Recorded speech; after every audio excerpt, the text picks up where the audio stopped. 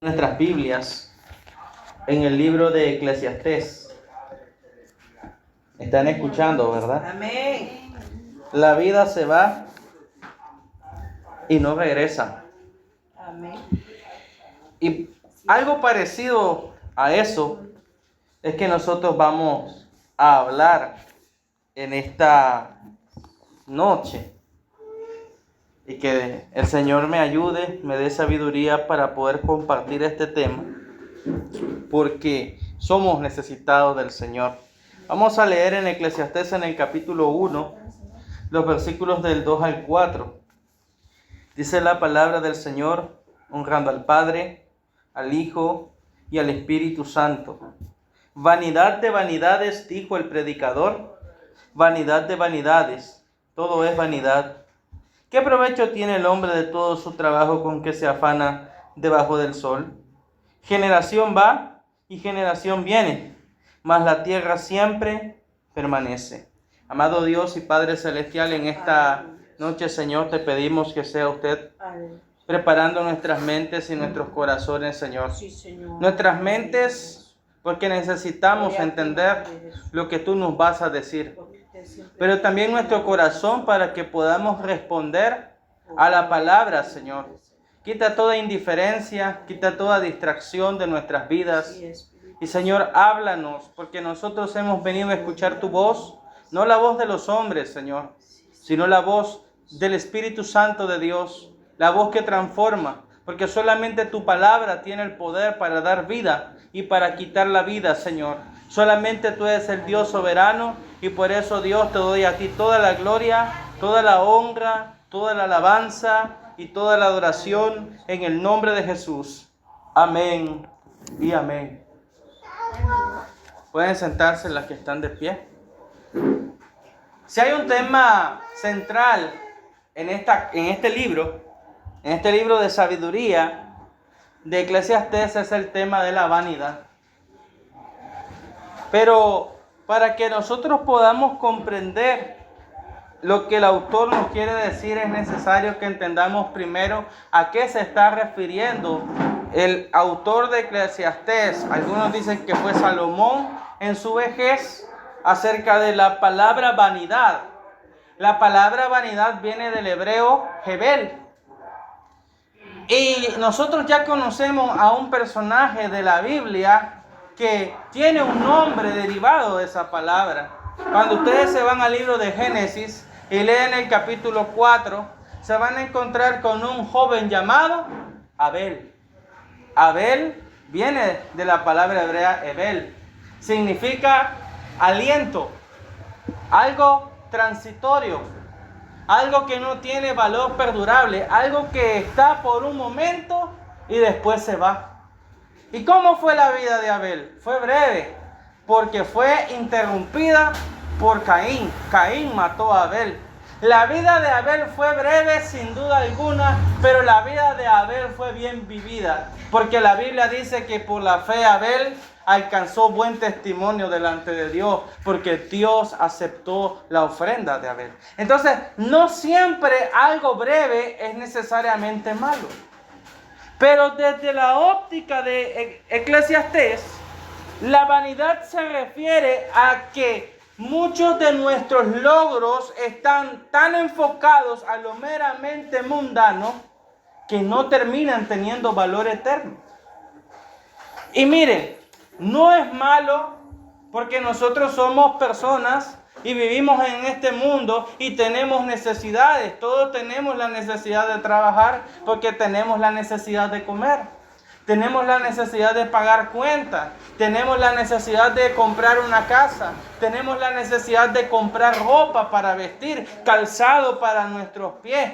Pero si ustedes recuerdan las palabras de Jesús, Jesús dijo, no estén afanados, preocupados por qué van a comer o por qué van a vestir, porque muchas personas viven más enfocadas en lograr, en tener, y viven trabajando y pasan toda su vida tan ocupados y nunca tienen tiempo para detenerse a reflexionar si están disfrutando de la vida que Dios le ha dado. De hecho, dice el mismo Eclesiastés, mejor es el hombre que solamente tiene posesiones en un puño que el hombre que trabaja en exceso y busca tener las dos manos ocupadas. ¿Por qué? Porque cuando nosotros nos ocupamos solamente de las cosas de esta vida, perdemos de vista algo. Nuestro tiempo en la tierra es breve. Nosotros, dice la Escritura, somos como la neblina. Por la mañana estamos, yo me pongo a pensar y yo recuerdo que antes del 2011, yo para que pasara un año, o sea, yo sentí una eternidad. Yo recuerdo que antes el tiempo duraba mucho. O sea, yo para celebrar mi cumpleaños decía, está largo, ¿verdad? Antes decían los que te daban los créditos, saque ahora y pague en diciembre, porque el tiempo te rendía. Si una persona podía sacar un préstamo y sabía que en diciembre iba a pagar, porque el tiempo rendía. Pero ahora, yo no sé, en estos últimos años, yo siento que el tiempo va así. Yo no sé en qué momento pasé de tener 15 a tener 25. Sinceramente, yo digo, ¿en qué se me ha ido la vida? Yo siento que se me ha escapado como cuando una persona agarra agua con las manos. Estás tan ocupado queriendo beber porque sabes que se te está escurriendo. Así es la vida de nosotros. Hasta hace unos años, miren, Ethan ni siquiera existía. Ahora ya tiene, ¿cuántos años tenés? Tiene 10 años. Y cuando miremos va a tener 20. En un suplido. Así. Hace unos años la hermana diría, ay, Isaac es el niño chiquito. Ahora es un chavalón ya. Y cuando lo miramos, ya está en la universidad. Y cuando ya terminó y ya se casó y ya trabaja y ya esto. Así se va la vida. Y Salomón, que vamos a asumir que es el escritor de este libro, lo entiende perfectamente. Porque un hombre como Salomón no hay en la Biblia. Un hombre que lo tuvo todo. Tuvo sabiduría. Dice la Biblia cuando leemos Primera de Reyes, la vida de Salomón, que dice que Salomón superaba en sabiduría a todos los sabios, a todos los orientales, y menciona un montón de nombres, y superaba, y dice, y no había pregunta a la que Salomón no pudiera dar respuesta. Incluso dice que vino una reina de Sabá a hacerle preguntas muy difíciles y Salomón le contestó todas sus preguntas. Pero Salomón no solamente tenía sabiduría, Salomón tuvo riquezas como ningún otro rey tuvo. Tanta riqueza había en la época de Salomón que la plata era como encontrar piedras en el camino. Dice que la plata no era valorada. No se comerciaba pagando con plata porque había tanta plata en abundancia que no tenía ningún valor. Ahora nosotros nos ponemos fachentos si tenemos un anillo de plata o una cadena de plata. Ni se diga una cadena de oro. Ese es un tesoro que solo la reina de Inglaterra tiene y nosotros protegemos. Porque ¿de qué están compuestas nuestras joyas? De acero inoxidable, ¿verdad? Y ahí nosotros fachentos. En la época de Salomón, mire cómo era el templo. Dice, y las puertas eran de oro. Las columnas de bronce forradas en oro. El lugar santísimo estaba bañado en oro. Los vasos, los platos, los instrumentos, las cucharas, todo era de oro, hermano. Pero cuando usted va pasando y va leyendo los reyes, se va a dar cuenta de que poco a poco todo ese esplendor se fue perdiendo, porque vino Roboam y estaba, dice, sitiado por el rey de Egipto y agarró el oro que Salomón había puesto en el templo y se lo entregó y cambió los escudos de oro que Salomón había hecho por escudos de bronce. Y ahí nos vamos dando cuenta de que todo se va deteriorando, todo va perdiendo valor conforme va pasando el tiempo, porque así es la vida. Hoy están de moda, ¿cuál es el iPhone? ¿Por cuál iPhone vamos? Ya el 17 Pro Max. Y dentro de unos meses va a salir el 18 y el 17 va a quedar obsoleto. Hoy tenemos una moda, hoy está en tendencia algo, pero nuevamente dentro de unos meses va a haber otra cosa de moda. Yo recuerdo que hace unos 2 o 3 años atrás salía una famosa serie, ¿no? La de Merlina, y todas las mujeres en TikTok, y yo soy Merlina. Después salió Barbie, no, yo soy Barbie. Y así se van creando las tendencias. Y todo eso es pasajero. Hoy puede estar de moda un influencer y mañana ser otro. Porque así es la competencia, así es este mundo, creando cosas efímeras. Yo recuerdo que antes un vehículo duraba 20, 25 años. Hoy los vehículos no duran más de 3 o 4 años. Todo está programado para destruirse con el tiempo. E incluso nosotros. Por eso a veces decimos, ¿y qué tenían los viejos de antes que vivían hasta los 100 años? Y ahora nosotros a los 30 ya nos duele todo. Tenemos problemas de todo.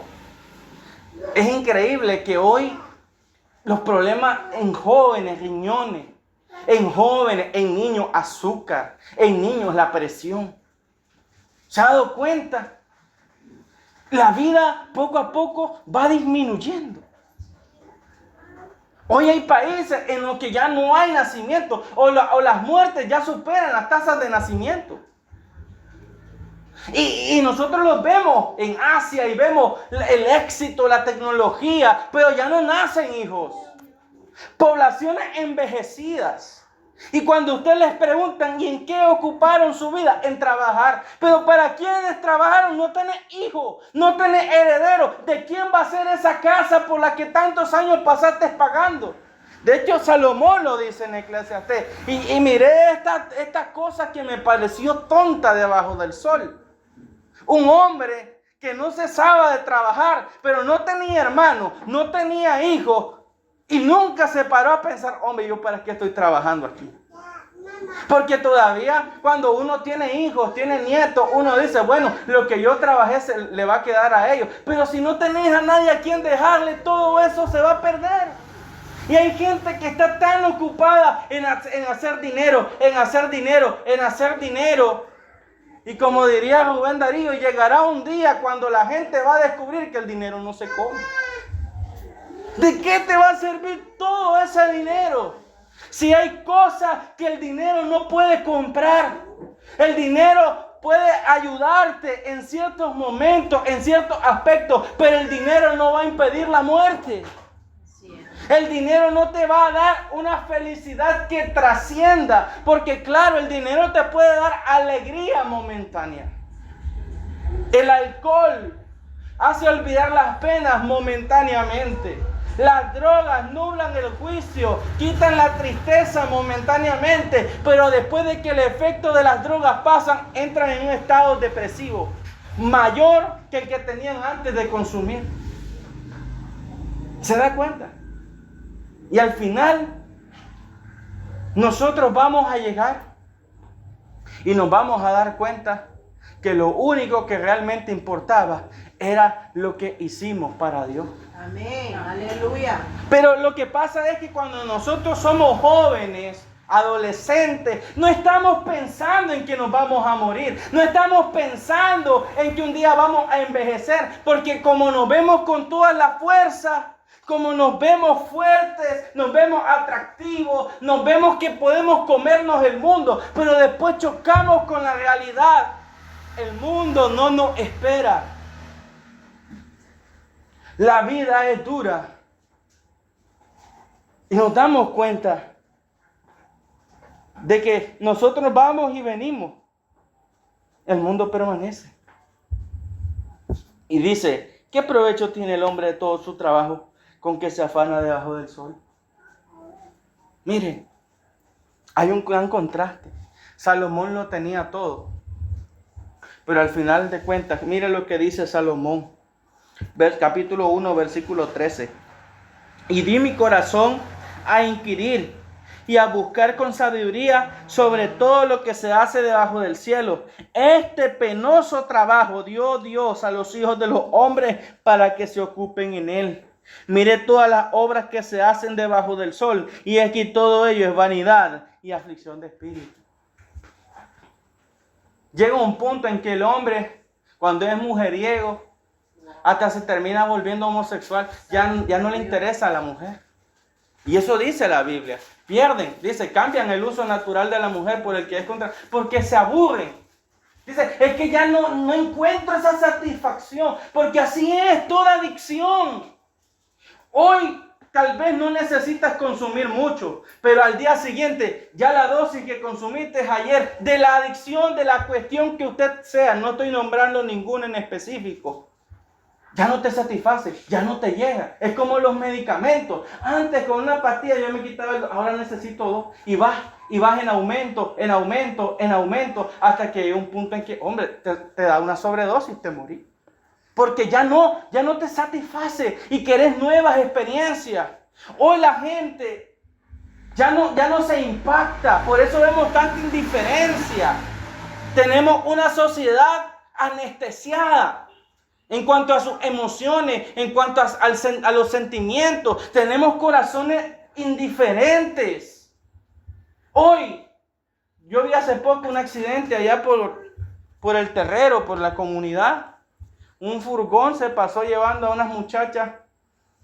Y la muchacha con la sin piernas, ya la pobre desbaratada. Y el camión le partió la ropa. Y la pobre gritaba del dolor. Y en vez de ir a ayudarla, abrazarla, acompañarla, la estaban grabando. Ahorita miré yo en Colombia a un joven de 22 años. Iba en un crucero, en un barco, en un ferry de eso. Y lo arrojaron al mar. Y cuando vieron que no sabía nadie, sáquenlo. Nadie se metió a ayudarlo hasta que se ahogó el muchacho. Hace poco miré yo que a una muchacha, sus amigas, la llamaron porque le iban a dar una sorpresa. ¿Y cuál fue la sorpresa? Que la vendaron, la ataron y la ahorcaron. Y eso no nos sorprende porque la Biblia habla de que en los últimos tiempos habrían personas amadoras de sí mismos y sin afecto natural, desobedientes a los padres. ¿Se ha dado cuenta que ahora los niños vienen con una tendencia a la rebeldía mayor que antes? Así es. Sin ningún respeto a ninguna autoridad. Sin asco, te faltan el respeto. Amén. ¿Se da cuenta? Y eso la Biblia dice que es producto del aumento de la maldad. Entonces, ¿por qué afanarnos tanto por este mundo? ¿Por qué vivir, según lo que dice Jesús, por la comida que perece y no trabajar por la comida que pertenece a la vida eterna? Aleluya. Este mundo un día se va a terminar. Hoy nosotros estamos viendo a las naciones colapsar. Vemos gobernantes en Europa, en cualquier país del mundo, lo estamos mirando terrible. Ya no saben ni cómo, le bajan los impuestos, suben los impuestos, quitan aranceles, ponen aranceles y no pueden resolver los problemas económicos, no pueden resolver los problemas sociales. Más bien ahora ya no se castiga al culpable, al inocente. Ahorita en el Reino Unido, a un joven de unos 24 años, por ser blanco británico, estaba siendo atacado por uno de esos importados. Un musulmán, un pakistaní. El pakistaní agarró un cuchillo y lo apuñaló. El muchacho se estaba desangrando en el suelo. Y cuando llegó la policía, el pakistaní le dijo, es que él me estaba haciendo insultos racistas. ¿Sabe qué pasó? La policía apresó al joven que se estaba desangrando en el suelo y se murió.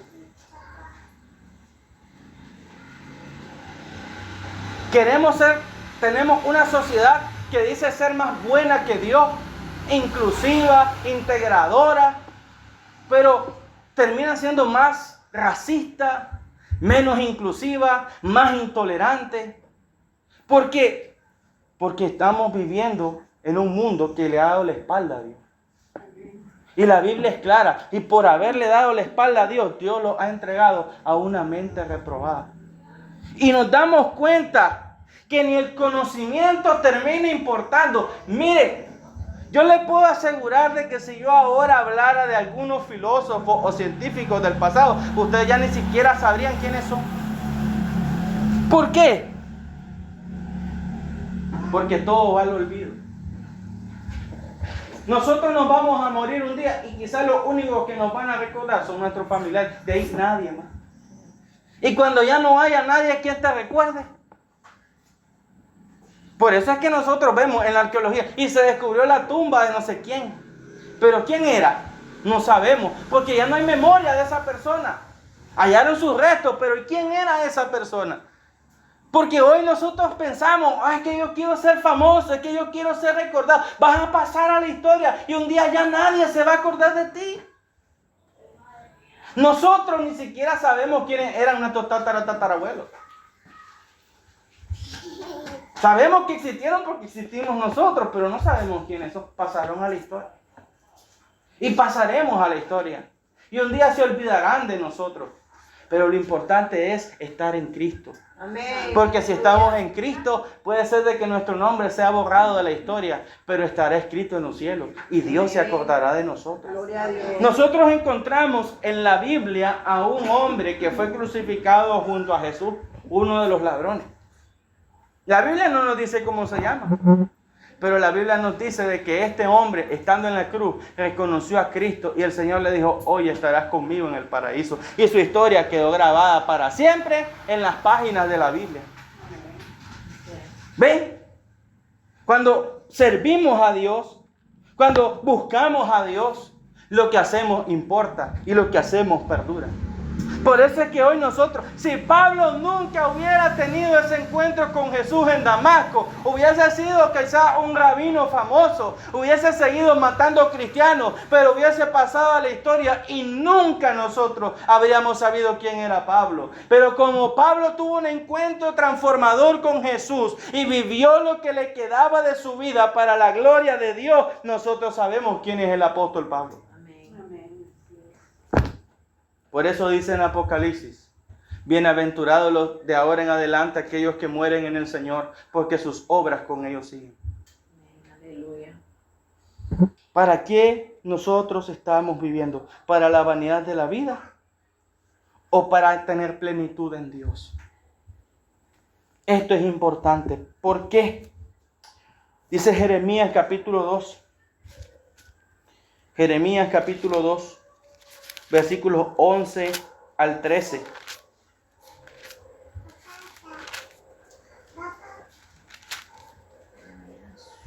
Dos, 11 al 13 dice: ¿acaso alguna nación ha cambiado sus dioses, aunque ellos no son dioses?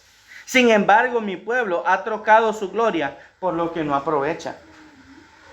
Espantaos cielos sobre esto y horrorizaos, desolados en gran manera, dijo Jehová, porque dos males ha hecho mi pueblo. Me dejaron a mí fuente de agua viva y cavaron para sí cisternas rotas que no retienen el agua. Eso es vanidad.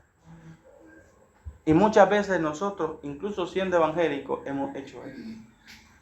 Hemos cambiado a Dios. No teníamos trabajo.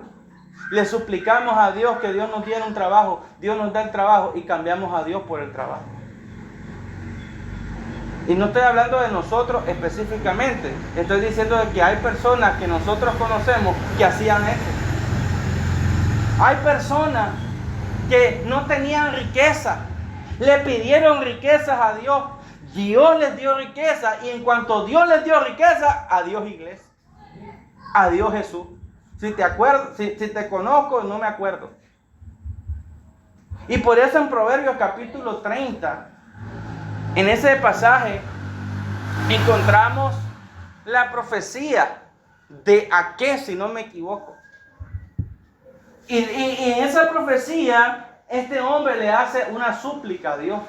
Le dice: no me des riqueza, porque si me das riqueza me voy a olvidar de ti, le dice. Pero tampoco me hagas pobre, porque no vaya a ser que termine robando y blasfeme el nombre de Dios. Manténme con el pan necesario. Ahora, no estoy diciendo que las riquezas sean malas en sí mismas. No estoy diciendo que no es bueno que tengamos una casa, que tengamos un trabajo. Pero no pongamos el corazón en esas cosas. Hoy podemos tener esta casa y mañana podemos comprar otra y vender esta. Pero si le pusimos el corazón a esto y solo vivimos para esto, ¿qué provecho vamos a tener? ¿Qué satisfacción? Ninguna. Pero si servimos a Dios y tenemos contentamiento con lo que Dios nos ha dado en este momento, porque eso implica vivir en plenitud en Cristo, tener contentamiento, ser agradecido con Dios. Lo decía, creo, el pastor, ¿no? Acerca de esto, que cuando una persona tiene algo, luego desea otra cosa. Hay quienes tienen una moto y desean un carro. Hay quienes tienen el carro y desean una camioneta. Y yo le puedo asegurar de que si le preguntan a una persona que no tiene ni una moto ni una bicicleta y solo anda a pie, decía, aunque tuviera solo una bicicleta, si yo tuviera una bicicleta, yo estaría contento. Pero si le preguntan a una persona que está en silla de ruedas, que no puede caminar, le dice, si yo tuviera tan solamente mis 2 pies buenos, yo estaría contento. El hombre nunca se sacia. De hecho, dice Eclesiastés, en cuanto aumentan los bienes, aumentan los que los consumen.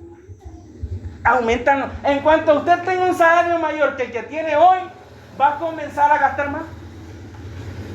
Es que ahora sí ya nos da, ya no podemos comprar esto que tanto queríamos. Y cuando mira de nuevo está con la soga al cuello, tratando de llegar a final de mes.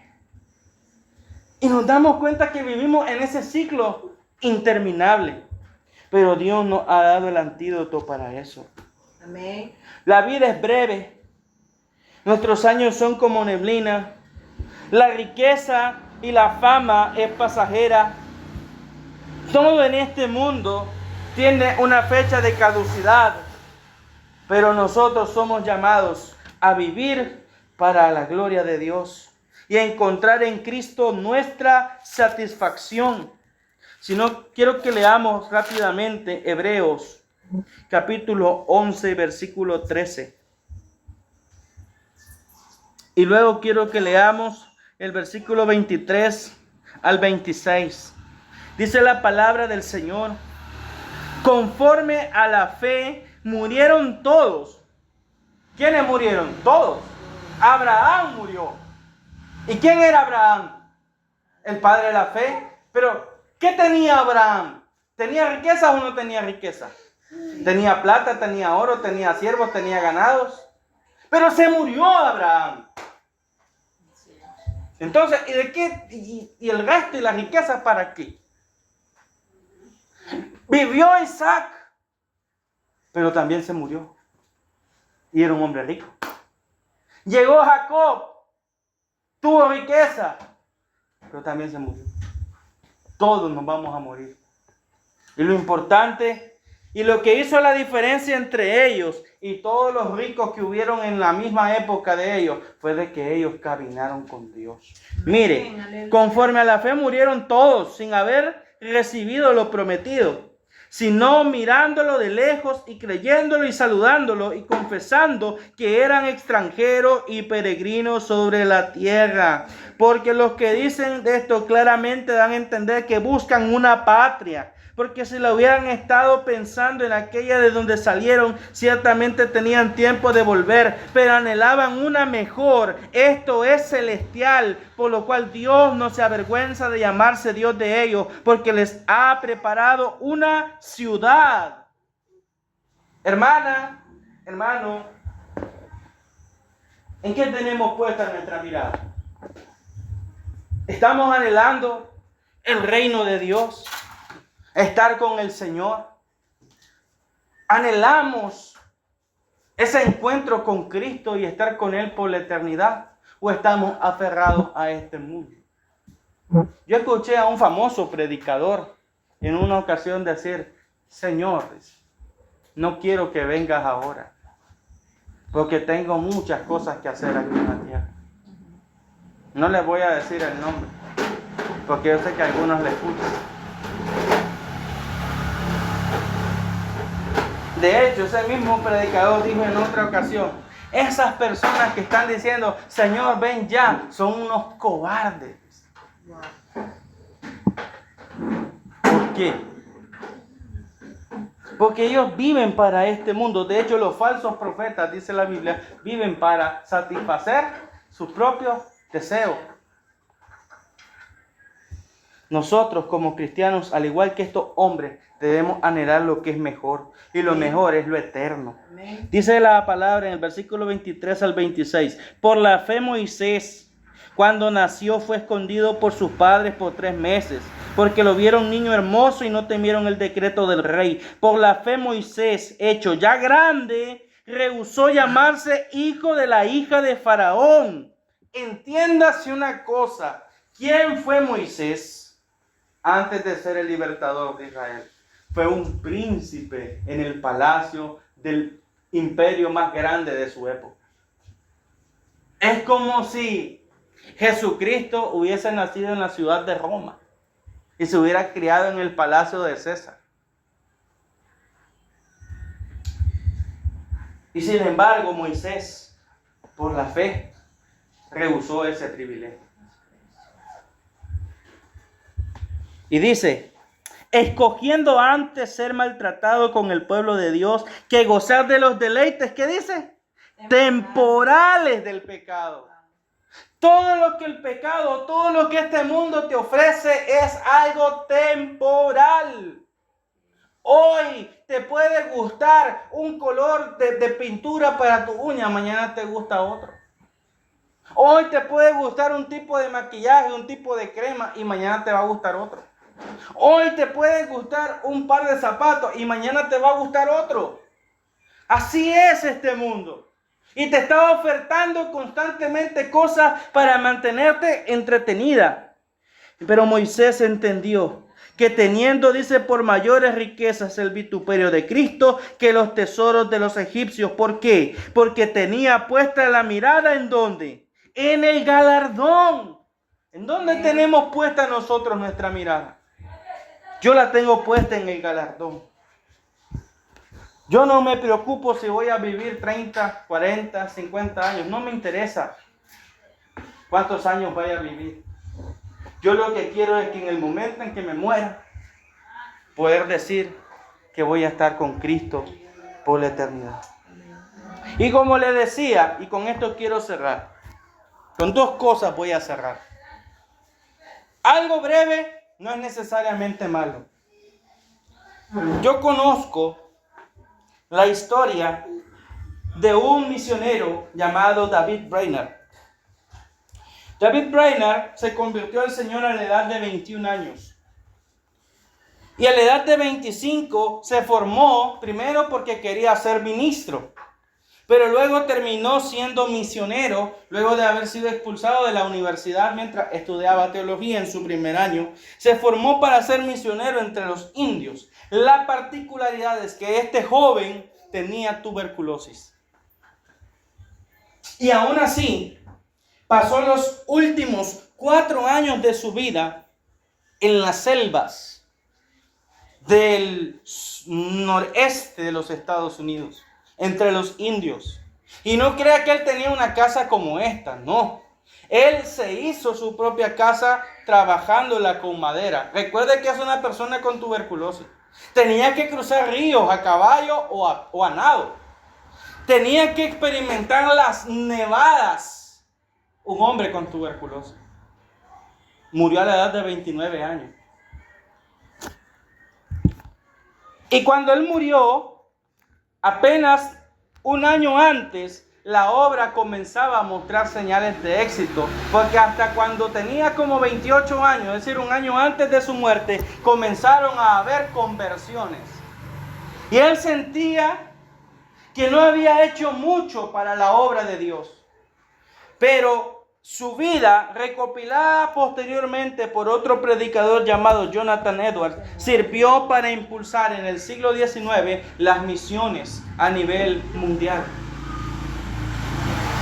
A veces lo que nosotros hagamos puede parecer insignificante en el tiempo en el que nosotros vivimos.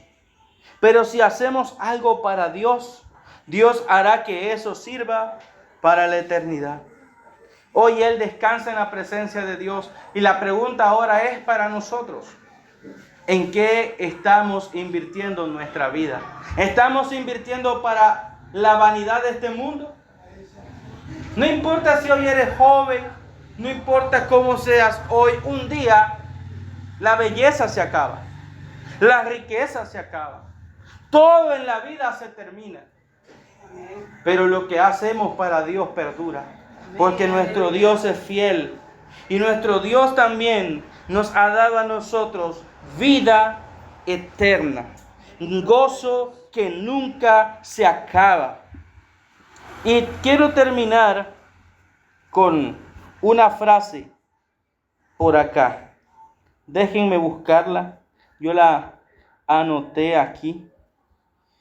Esta frase del científico Blaise Pascal dice lo siguiente: hay en el corazón de cada hombre y mujer un vacío con la forma de Dios que no puede ser llenado por ninguna cosa creada, sino solo por Dios el Creador, revelado en Jesucristo. El vacío que nosotros tenemos no se va a llenar pasando horas en TikTok, ni se va a llenar con un novio o con una novia, ni con el esposo, ni con la esposa, ni con hijos, ni con casa, ni con dinero, ni con nada. Ni siquiera viajando a Suiza o viajando al destino turístico que usted quiera, jamás. El vacío de nuestra alma solamente será llenado por Dios a través del Señor Jesucristo.